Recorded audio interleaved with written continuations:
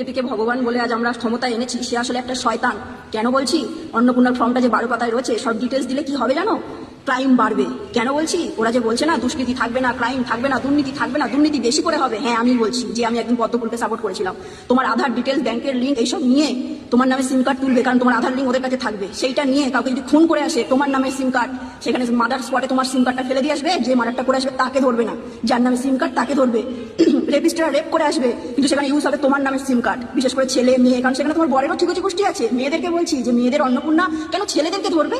কারণ তোমার ভাতারের ডিটেলসটা যে সেখানে রয়েছে, তার কি কাজ করছে, ব্যাংকের অ্যাকাউন্ট, তার আধার নাম্বার। বিজেপি যে বলছে না দুর্নীতি মুক্ত করবে, আসল দুর্নীতির খেলাটা বিজেপি খেলছে। সেটা আস্তে আস্তে মানুষের চোখ খুলছে। এখনো সময় আছে, জনতা একজোট হও, হাঁটাও পদ্মফুল। আমি বলছি, কারণ এই যেভাবে ওরা চালাচ্ছে, শুধু ভাতা বলে না, একটা চাকরি কিন্তু দেয়নি। সাধারণ মানুষকে শেষ করে দিচ্ছে, স্টেশন ফাঁকা করে দিচ্ছে। বড় বড় দোকানগুলো কিসের জন্য রেখেছে? যাতে ট্যাক্স পায়।